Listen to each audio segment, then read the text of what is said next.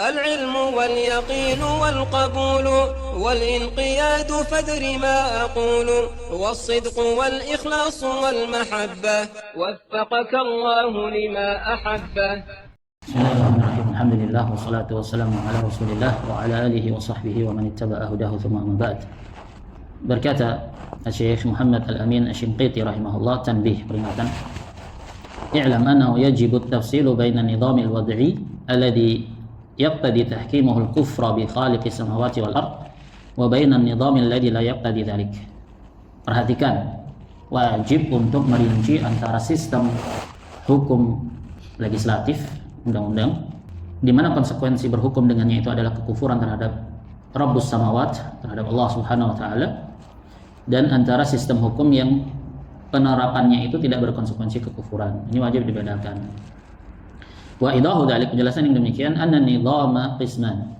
Bahwasanya namanya sistem aturan itu, perundang-undangan itu terbagi dua. Yang pertama idari wa syar'i. Yang pertama idari, yaitu berkaitan dengan administratif. Apa itu dhabitnya, dijelaskan. Yang kedua syar'i. Syar'i ini berkaitan dengan legislatif, aturan menetapkan hukum yang menandingi hukum syariat atau menggantikan hukum syariat. Amal idari alladhi yuradu bihi dhabtul umuri wa itqanuha ala wajhi ghairi mukhalifin lisyar'i. Hukum idari adalah yang dimaukan dengannya itu mengatur, menertibkan perkara-perkara dan memastikannya agar tidak kacau. Ini namanya hukum idari administratif. Contohnya hukum berkaitan dengan aturan lalu lintas, hukum berkaitan dengan kependudukan, hukum berkaitan dengan perizinan, surat izin mengemudi karena dia mesin, mematikan dia. Coba anak kecil asal gitu naik truk gitu, misalkan nyetir truk, membahayakan tidak? Nah, membahayakan kalau tidak dibuat aturan yang membatasi, maka kacau balau. Maka diletakkan di sana suatu aturan, yang ditujukan padanya ya kemaslahatan umum, agar mengatur kemaslahatan ini. Tapi konsepnya apa? Dikait ala wajhin ghairi mukhalif li syara', di atas bentuk yang tidak terdapat padanya penyelisihan syariat. Ini masuk dalam firman Allah Subhanahu wa taala, ya ayyuhalladzina amanu awfu bil uqud. Wahai orang-orang yang beriman, ya penuhi kesepakatan akad. Aturan-aturan, syarat-syarat yang disepakati bersama. Fahada la mani' min, yang seperti ini tidak ada larangan padanya. Wala mukhalifihi minas sahabah faman ba'dahum, tidak ada dari seorang sahabat pun yang menyelisih yang demikian ini maupun yang setelahnya. Wala mukhalifihi minas sahabah faman ba'dahum wa qad amila Umar radhiyallahu anhu min dzalika asya'a katsirah ma kanat fi zamani Nabi sallallahu alaihi wasallam. Konsep yang seperti ini itu dilakukan oleh Umar bin Khattab radhiyallahu anhu. Perkara-perkara yang tidak ada di zaman Nabi sallallahu alaihi wasallam. Yang dimaukan dengannya adalah mengatur urusan kaum muslimin agar lebih rapi. Contohnya apa? Kakatbi asma al-jundi fi diwanin li ajli dhabti. Contohnya misalkan pencatatan daftar nama-nama pasukan. Ada database-nya. Ada nama-nama. Di absensi. Apa fungsinya? Fungsinya untuk agar teratur, terkonsep. Siapa daftar pasukan kita, berapa jumlah anaknya, berapa jumlah keluarganya ketika dia keluar berperang, agar terurus ini semua. Hal-hal yang berkaitan dengannya itu agar terurus rapi. Wa ma'rifat man ghaba wa man hadara, untuk tahu siapa yang absen, siapa yang hadir. Karena di zaman Nabi tidak ada yang demikian, sehingga hampir-hampir tidak diketahui siapa yang absen dan siapa yang tidak. Makanya 3 orang sahabat yang absen dalam perang Tabuk itu tidak diketahui absennya mereka kecuali setelah sampai di Tabuk. Kama qaddamna idaha al-maqsud minhu fi surah Bani Israil, sebagaimana kami jelaskan penjelasan yang demikian itu di surat Bani Israil, yaitu surat Al-Isra. Fil kalam alal aqilah allati tahmilu diyatal khata', yaitu ketika membahas tentang aqilah. Aqilah ini asabahnya pihak laki-laki dari pelaku kriminal karena dia yang menanggung diyat. Ma'anna Nabi sallallahu alaihi wasallam lam yaf'al dzalika. Syahidnya ada beberapa perkara administratif yang dilakukan oleh sahabat yang tidak dilakukan oleh Nabi sallallahu alaihi wasallam. Yang seperti ini tidak mengapa, bukan mengganti hukum syar'i. Walam ya'lam bi takhallufi Ka'ab bin Malik an ghazwati Tabuk ila ba'da an wasala Tabuk sallallahu alaihi wasallam. Rasul sallallahu alaihi wasallam tidak tahu bahwasanya ternyata Ka'ab bin Malik ini enggak ikut perang Tabuk. Baru tahunya setelah sampai Tabuk. Nah, wa kashtira'ihi yani Umar radhiyallahu anhu dar Safwan bin Umayyah wa ja'alihi iyaha sijnan fi Makkah al-Mukarramah. Begitu pula contoh praktek-praktek administratif hukum idari yang dilakukan oleh Umar yang tidak terjadi di masa Nabi SAW adalah tindakan Umar membeli rumahnya Safwan bin Umayyah dan beliau jadikan sebagai penjara untuk memenjarakan ya, orang-orang yang bermasalah. Ma'ana sallallahu alaihi wasallam lam yattakhid sijnan huwa wala Abu Bakar. Bersamaan dengan padahal Rasul sallallahu alaihi wasallam dan Abu Bakar tidak membuat yang seperti itu. Famithlu hadza min al-umuril idariyah allati tuf'al li itqanil umur. Yang seperti ini adalah masuk ranah administratif. Dimaukan dengannya agar urusan itu menjadi rapi, terpola. Nah, bima la yukhalif asy-syara', tapi dengan syarat tidak menyelisihi syariat. Ada di sana hukum aturan, misalkan aturan sistem perundang-undangan berkaitan dengan tenaga kerja misalkan. Diatur di situ hak-hak. Islam sudah mengatur. Nah, tapi ada rincian-rincian misalkan yang mengikuti perkembangan zaman kontemporer misalkan. Ketenaga kerjaan diatur misalkan waktu, hak-hak dan sebagian yang selain daripada itu dengan syarat tidak boleh menyelisih perintah hukum syariat. Contohnya apa menyelisih hukum syariat? Misalkan hukum tenaga kerja bekerja misalkan waktu normal 8 jam. Nah, waktu sholat diterjang, datang sholat Jumat ya, diterjang, maka ini menyelisihi syariat, tidak boleh. Walaupun itu hukum idari, ketika menyelisihi syariat tidak boleh. Nah, kemudian disebutkan di sini, la ba'sa bihi. Jadi perkara hukum-hukum administratif idari yang tidak menyelisih syariat tidak mengapa. Katandimi syu'unil muwaddafin, mengatur urusan para pegawai. Nah, tanzim idaratil a'mal ala wajhin la yukhalif asy-syar', mengatur urusan pekerjaan. Antum punya pekerjaan, punya SOP kepada karyawan, ditetapkan aturan dan hukuman. Ini masalah idariyah, bukan orang kemudian mau membuat syariat lah. Pondok pesantren misalkan punya aturan nih, ada aturan piket, ada aturan masa, ada aturan kebersihan. Ini tanzim sifatnya administratif. Nah, yang demikian tidak mengapa dengan syarat tidak menyelisihi syariat. Nah, fahada an-naw' min al-andimatil wad'iyyah la ba'sa bih. Yang seperti ini, sistem-sistem undang-undang seperti ini tidak mengapa. Wala yakhruj min qawaid syar'i min mura'atil masalih al-'am. Dan tidak juga keluar dari kaidah syariat, di mana kaidah syariat itu selalu memperhatikan kemaslahatan umum. Makanya enggak ada istilah masalih al-mursalah. Setiap hal yang baik itu pasti ada dasarnya dalam syariat. Asy-syari' la ya'mur illa bima kanat maslahatuhu rajihah khalisah aw rajihah. Wa la yanha illa amma kanat mafsadatuhu khalisah aw rajihah. Syariat itu tidak mungkin memerintahkan kepada sesuatu kecuali pasti sesuatu itu terkandung padanya maslahat yang murni atau yang mendominasi. Tidak pula melarang dari sesuatu kecuali pasti ada mafsadat yang murni atau mafsadat yang mendominasi. Pasti. Sehingga hal-hal yang membawa kemaslahatan kaum muslimin pasti ada pijakan dasarnya, itu syariat. Kemudian Syekh mengatakan, Syekh Muhammad Al-Amin Asy-Syinqiti, wa amma an-nizam asy-syar'i al-mukhalif lit-tasyri'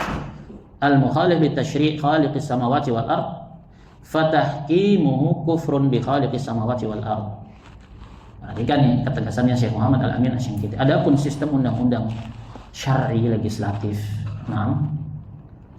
bersikap berkaitan dengan aturan regulatif yang menandingi hukum syariat yang sudah ada atau menggantikan hukum syariat yang sudah ada, maka ini tasyri', dia menetapkan syariat yang melengsarkan hukum syariat.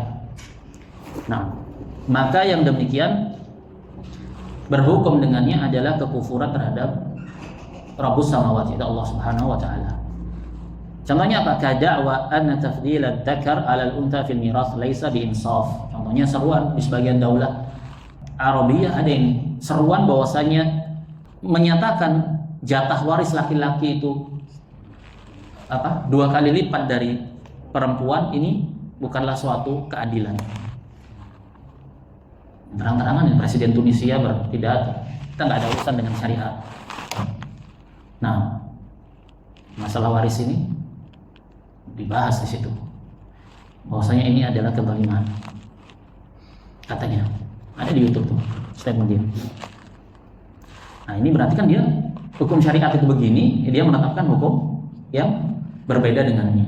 Kemudian hukum syariat ini singkirkan.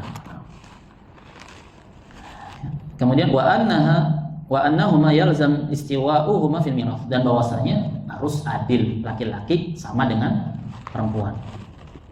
Wa kada'wa anna ta'addud az-zawjat dzulmun. Juga seruan bahwasanya poligami itu adalah kezaliman. Ini ada di sebagian daulah Tunisia, penjara siapa yang poligami. Mau istrinya setuju, mau istrinya nggak setuju, yang pertama penjara. Nah, karena menurut dia ya kezaliman terhadap para perempuan. Nah ini yang lagi rame gimana nih? Ayo. Lah yang lagi rame pernikahan siri apa? Nah, ini letaknya di mana nih? Hah? Hidari atau syar'i?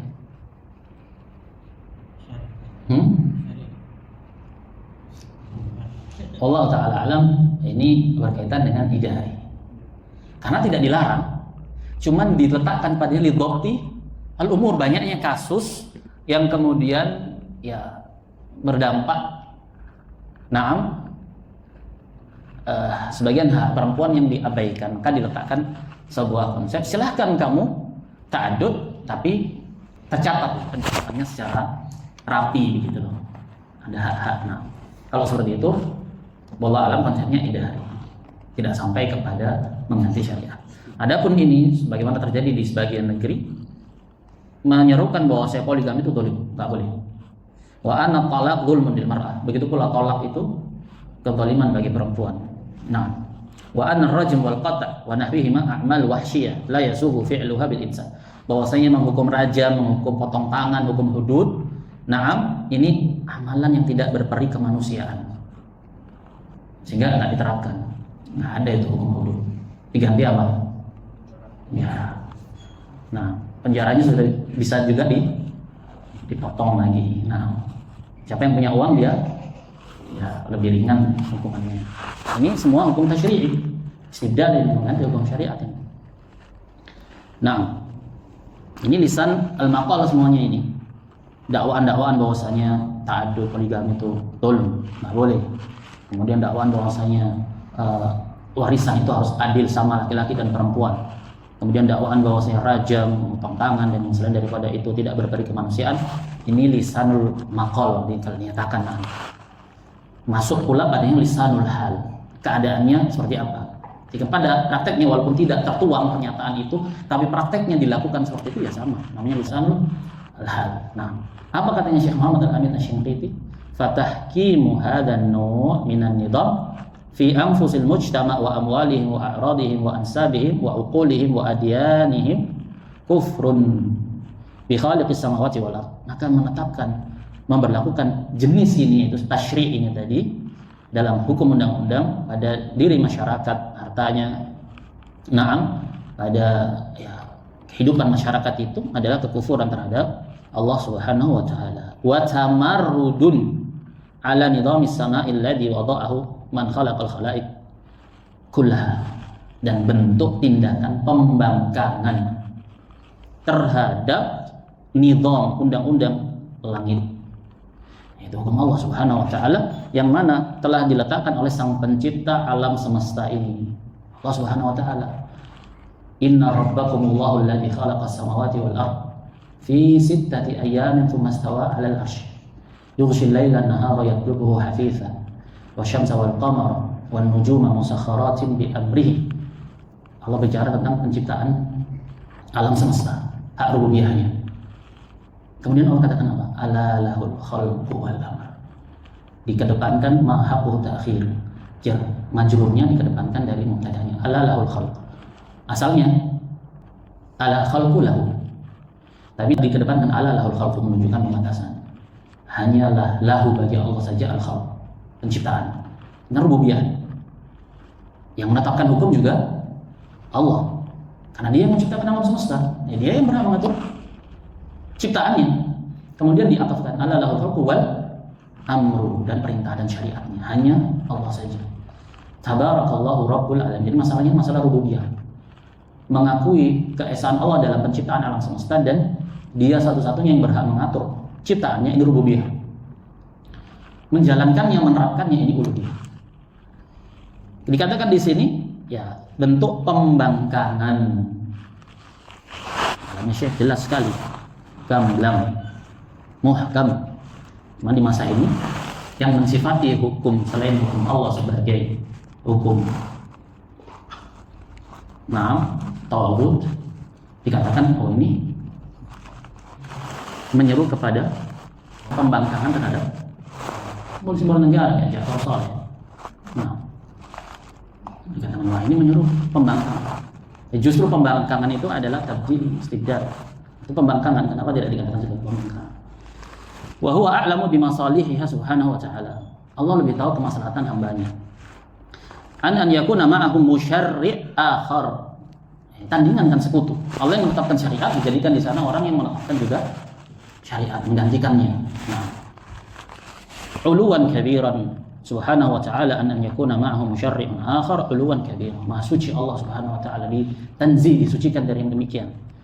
Am lahum syuraka syara'u lahum minad dini ma lam ya'dam bihillah. Maka dikatakan, apakah mereka itu memiliki sekutu-sekutu, serikat yang melakukan, membuat, merancang syariat-syariat untuk mereka dari aturan hukum, malam ya'dam bihillah, yang Allah tidak izinkan itu. Ini kan tindak mempersekutukan Allah dalam sektor apa? Syariat. Kemudian dikatakan, qul ara'aytum ma anzalallahu lakum min rizqin faja'altum minhu haraman wa halalan. Katakanlah, tidakkah kamu perhatikan apa yang Allah turunkan untuk kalian dari rizki? Allah menurunkan rizki, tapi kemudian kalian apa? Kalian katakan faja'altum minhu haraman wa halalan. Yang Allah halalkan dari rizkinya, kalian haramkan. Yang Allah haramkan, kalian halalan. Qul, katakanlah kepada mereka yang melakukan demikian itu, Allahu adina lakum. Apakah Allah mengizinkan kalian melakukan itu? Kalian ngatur-ngatur, merancang-rancang sendiri syariat itu, Allah izinkan kan? Coba tanyakan kepada mereka yang demikian itu. Am 'alallahi taftarun. Apakah sebaliknya kalian itu mengadakan kedustaan atas nama Allah? Kemudian dikatakan juga, ini dalil-dalil yang dibawakan oleh Syekh Asy-Shinqiti, wala taqulu lima tasifu alsinatukumul kadhiba. Jangan kamu katakan apa yang kamu sifatkan dengan lisan-lisan kamu dengan dusta, hada halalun wa hada haram, ini halal, ini haram. Kamu enggak punya pijakan syar'i di situ. Seenaknya kamu katakan ini halal, ini haram.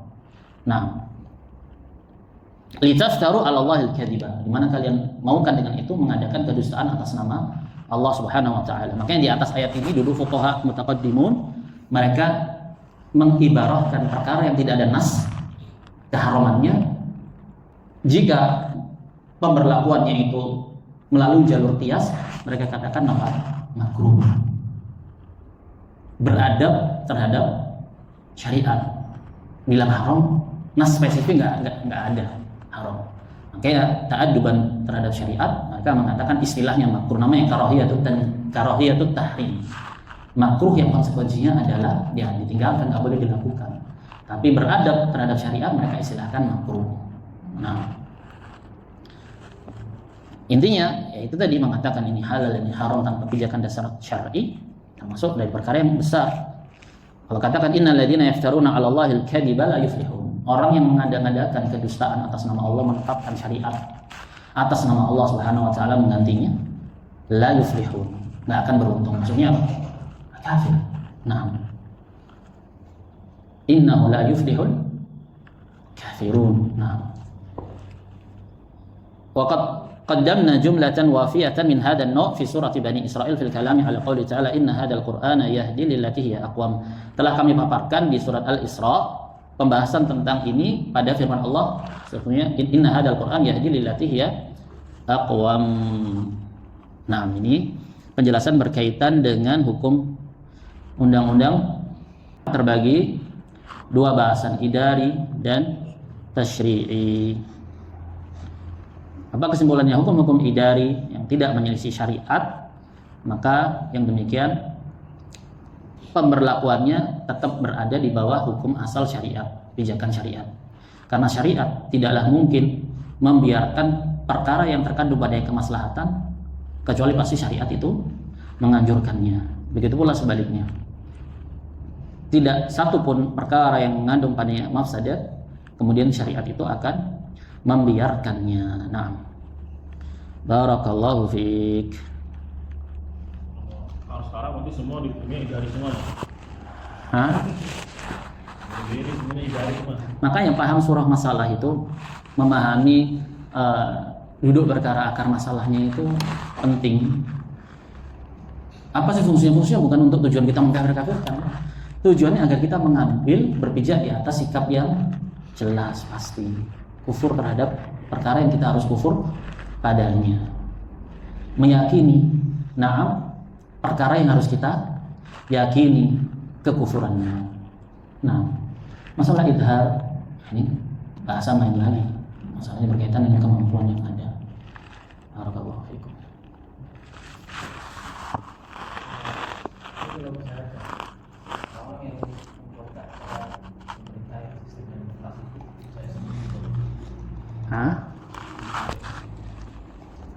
Pemberontakannya itu ada nggak dalam syariat? Legalisasinya ada nggak? Jawab dulu, ada nggak? Ada dalilnya? Nabi SAW mengatakan illa an tarau kufran bawahan. Bawah itu bermakna mu'lan, mu'lanan, mu'linan, terang-terangan dilakukan. Nah, illa an tarau berarti mungkin, maksudnya hukum asal untuk keluar itu sah secara syar'i. Tinggal berbicara tentang kapan. Nah, ini masalah fikih sendiri nih. Masalah mafsadatnya masalah fikih sendiri. Kita bicaranya masalah boleh nggak bolehnya ini loh, hukum asalnya. Syariat menentukan yang demikian. Cuman bagaimana konsepnya harus rapi, harus jelas. Nah, jadi seperti itu. Tindakan khuruj keluar itu tidak bisa dinamakan dengan khawarij atau bughat, kepada sebuah sistem yang dia tidak berasaskan Islam. Nah, karena materi ini jarang mencuat ke permukaan, jadi banyak yang gak paham. Padahal ayat-ayatnya muhkam loh, masalah ini tuh muhkam loh dalam Al-Quran itu. Jelas, gamblang sekali. Syubhat yang ada, pemikiran-pemikiran baru yang muncul ini semakin mengkaburkan tadi. Ditambah adanya pihak-pihak yang menyalahgunakan dan bereaksi dengan reaksi yang salah. Jadi makin rumit masalahnya. Orang jadi juga mau takut juga, mau begini kok kesannya begitu. Ya seperti itu simpang siurnya. Jadi perlu selektif. Barakallahu fiik. An-Nisa 58, 59, 60 ini sepaket. Teruskan 60 sampai habis lembarannya ayat 65 ini. Jelas sekali itu semua. Orang berhenti di 59 aja. Nggak lihat ayat sebelumnya, nggak lihat ayat setelahnya. Nah, cuman masalah garis merah sensitif. Ya suarakan saja kebenaran, tetap harus disuarakan yang benar itu begini loh. Nah, tapi jangan kemudian dilazimkan. Mereka yang menuduh kita khawarij takfiri kan, lah kita ngomong ini mereka diri yang melazim-lazimkan. Oh berarti kalau gitu kamu mengkafirkan fulan dan fulan. Padahal kita nggak mengiyakan, ya nggak mau. Kita sekedar menyampaikan saja. Nah, seperti itu. Allah musta'an. Barakallahu fi, kita akhiri kalau begitu. Subhanakallahumma bihamdika asyhadu an la ilaha illa anta astaghfiruka wa atubu ilaik. Ya berkomandan itu.